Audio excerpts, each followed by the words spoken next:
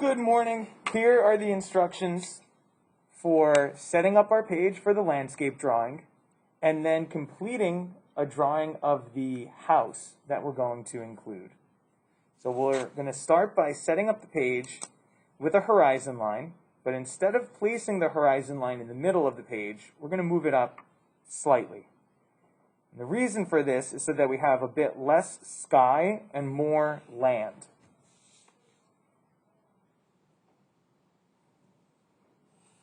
And just like we did for the perspective drawing, we will add a vanishing point, a small dot somewhere on the horizon line. And at this point, our drawing is set up. So now we can begin. I'm going to place a house down here on the lower left. And the way I'm going to draw the house is by first drawing a square. So we're going to break this down into basic shapes. And I want to make sure the square isn't too narrow. We want to add a good amount of width here on the right.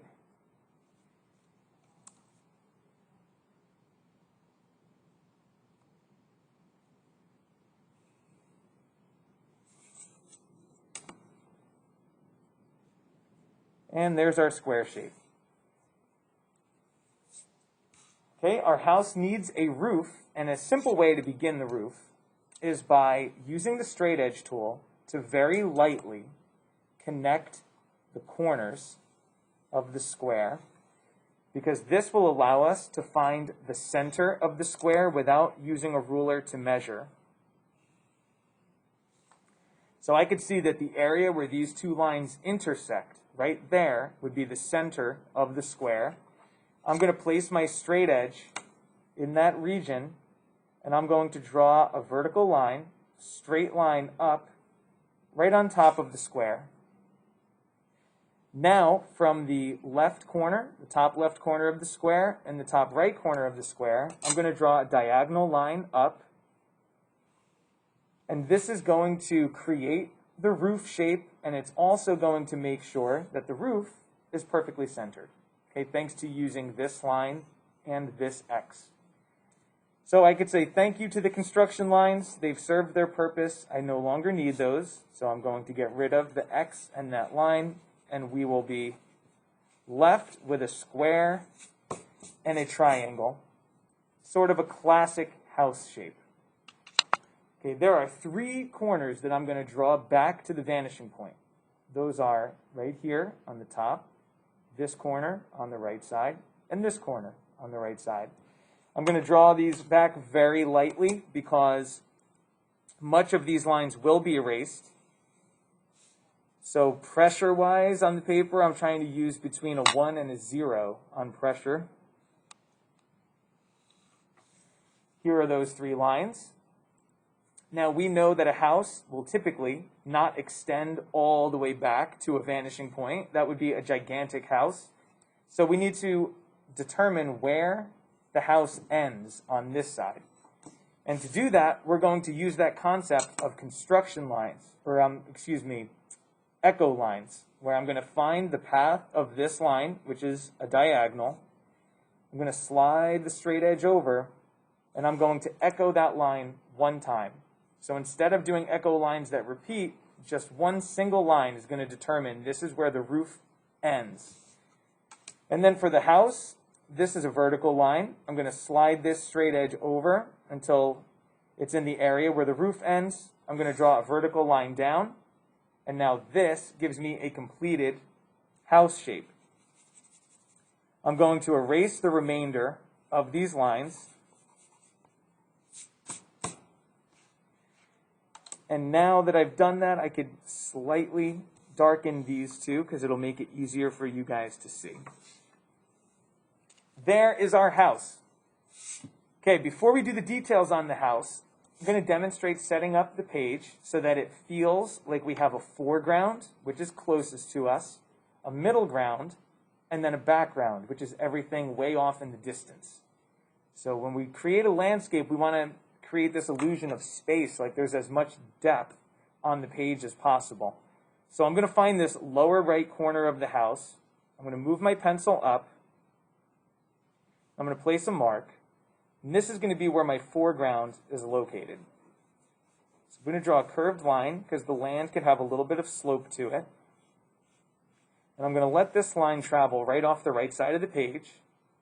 And then I'm going to continue this line on the left side. So right here. Okay, so we got that line represents the foreground. Anything in the foreground is going to be the largest. So if I draw a tree here, the tree could be pretty big. If we draw like a pathway or a road, it'll be fairly wide. And obviously the house exists here. Now, working our way back to the middle ground, I'm going to start by adding a line that this time rises upwards and to the right. This is going to look like our second layer of land. So we have our closest layer. Here's our second layer. And then I'm going to add another layer of land here. And this one will also travel behind the house. And then I'm going to add one more layer right there. And this will be all of the land that travels back until we get to what would either be the flat land here, which is below the horizon line, or this could be a body of water. And I'm actually going to make this rise upwards. There we go. I like that better. So we have foreground, middle ground, could maybe call the water part of the middle ground, this area. And then the background is where the horizon line is and everything above. So maybe back here we have a land structure way off in the distance, and on here we could have mountains, we can have trees, we can have anything that we could see, but it would feel like it's very, very far away from us. I like having this here because it helps to balance out the house. I might draw a smaller land mass on the left side. Okay, the page is set up now. I have those regions in place. Let's do the pathway that travels back. If I needed to get to this area, if that's water or whatever it is, I can have a pathway that curves over to the right, is wider at the bottom, and then gets more narrow as this line gets closer to this first hill. And now I want this to jump. I want this to look like it shifts, because if this was a hill we were going over, the path should look like it's kind of moving around. So now I'm going to have a curved line to the left. It's only going to start this wide. So it's already more narrow than it was in this section. I can have it jump over again and make it even more narrow. So now the path is getting increasingly smaller as it travels into the distance. And then in my case, I think I'm not even going to have a path here. This is going to be like the beach area. So maybe I'll even just I'm going to draw some tall grass here so it looks like it's the entranceway to the beach. Okay, something like that. So now, getting back to the house, I'm going to look at the roof, and on this diagonal line, I'm going to place a series of marks so I could create what feels like some equidistant pathways that I could use to draw the shingles of the roof. So I drew 2, 3, 4, 5 lines. It could be 5, it could be 4, but I just have these little marks in there. Not too many of them. You don't want more than 5. And now I'm going to line up each of those marks to the vanishing point. So I'm aiming for this dot. I'm drawing the first mark back, but I'm stopping the line within the house. I don't want to go outside of the house or outside of the roof. So both of these are going back always to the dot. If you don't draw these lines back to the dot, they're not going to look like they're following your roof accurately. So just always trust that vanishing point. That's how we get these pathways to look right. Now I'm going to divide these into the separate shingles by using diagonal lines. So this line is on the same angle as the edge of the roof. I'm going to repeat these over and over again. And then in the next row, I'm going to place these lines in between the lines from the first row, which is similar to how a brick wall looks, to how bricks are laid. This sort of pattern is going to give us a pretty good, pretty believable roof surface. So there's those 3. I'm continuing this pattern where the lines are always in between where they were in the last section.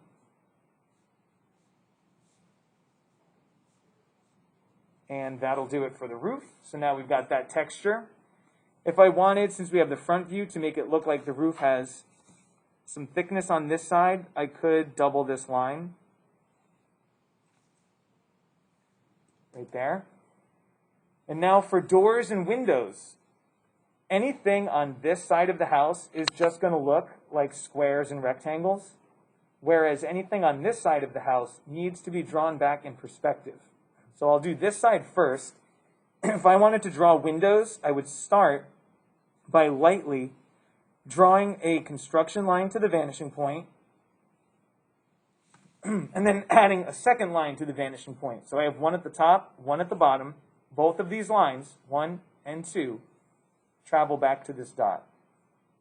Now, if I could use just perfectly vertical lines, that will establish the width of the windows. So I can have these two vertical lines here, and then these two vertical lines. And if I erase what's in between, I know it looks a little tricky at first, getting these lines just right. Now it looks like we have windows in perspective on this side of the house. If I was drawing windows on the front of the house, it's way simpler. I would just draw a horizontal construction line, and then I would double it, so it's a series of 2 lines. And then I would draw vertical lines to determine where the window starts and ends widthwise.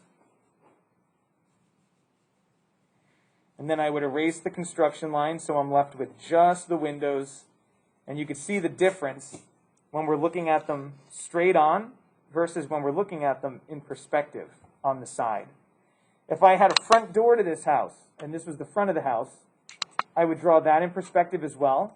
I would draw a line back to the vanishing point, and then I would draw lines that are perfectly vertical. So I'd want to ensure these lines aren't diagonal, because that doesn't look like that's right.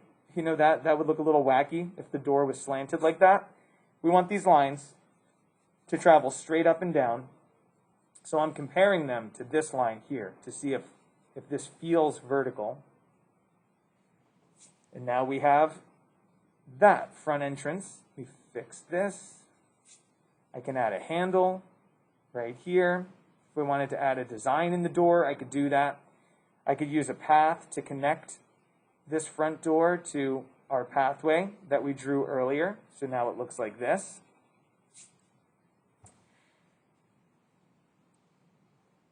And then the design of the house is really up to you. So what you think would stand out, like maybe I would draw a couple rows up here of what just looks like siding to make the texture different up here on the roof than it is elsewhere in the house. And if I wanted to, maybe I could draw a round window up here, or a window that has an arch. And this is on the part of the house that we're looking directly at, so this doesn't need to be drawn in perspective. I'm just drawing this from a straight-on view. So this could be a window like this. Maybe I even add some of these dividers in here. There's my window. If I wanted to get these windows looking a little bit fancier, I could do that same thing. I can make it look like there's a window frame.